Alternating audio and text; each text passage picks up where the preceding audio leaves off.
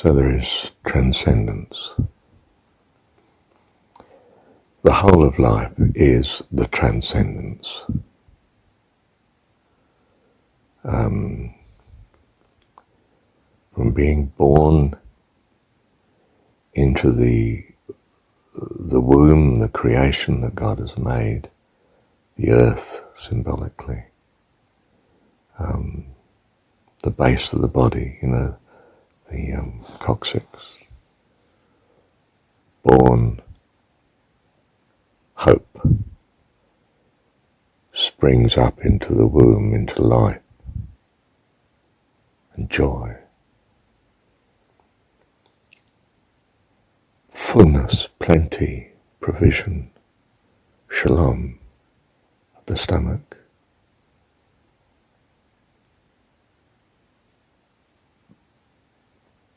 breathed out in love, the heart. We become a living soul, living in the full interrelating sense of loving and caring for, being one with,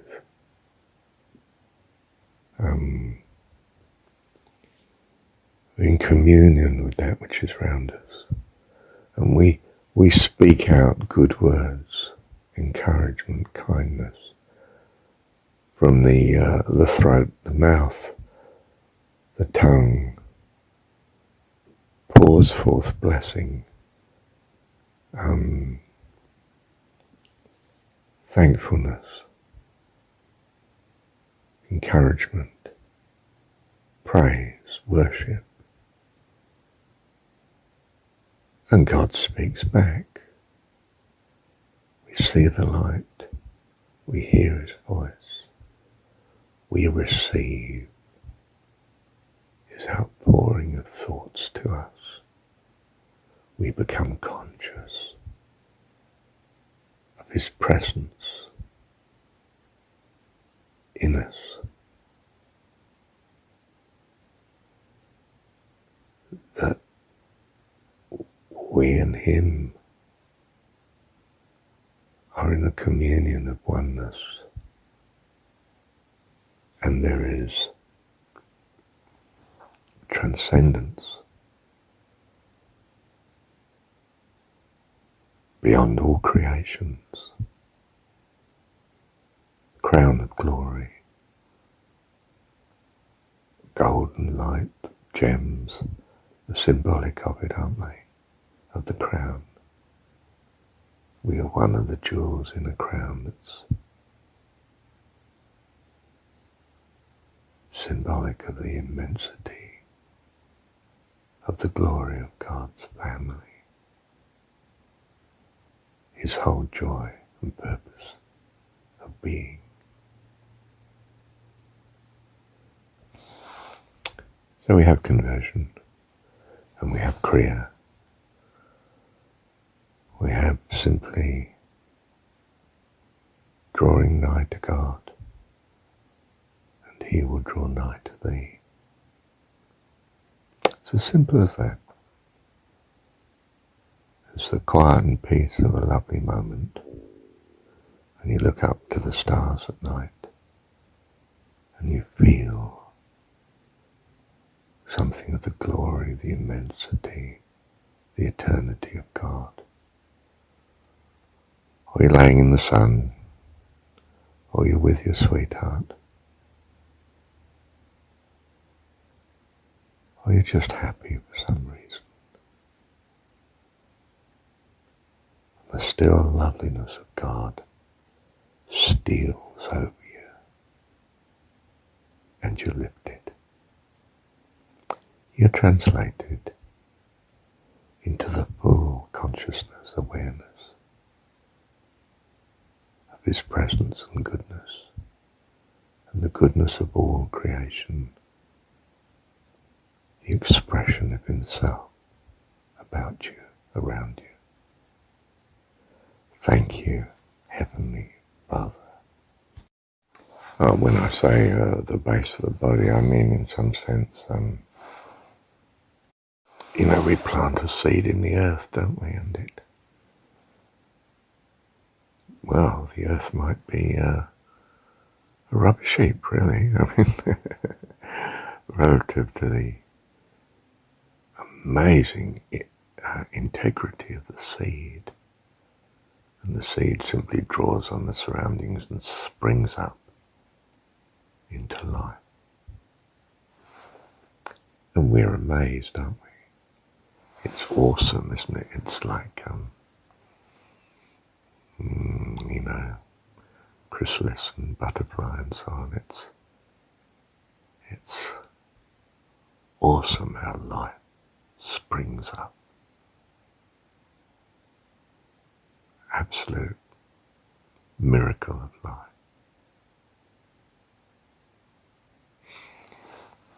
And, in simple terms, hope is that astonishing miracle, isn't it? You can be in a situation of amazing difficulty, and yet there be hope. And because of hope, there is that conception of what to do, what to look for, what to put together, what to create. And the solution springs up spontaneously from the hope. Do you see our foundation is the extraordinary integrity,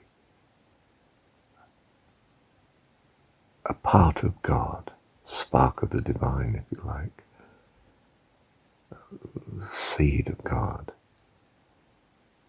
of utter all that is necessary, completeness, consistency, that can use the surrounding debris, chaos, in a sense, the material world, the earth, and brings forth magnificent flowers and plants and all that it is and gives life and loveliness to the world. We don't live in a desert, do we? We live and have our being in green pastures by the waters.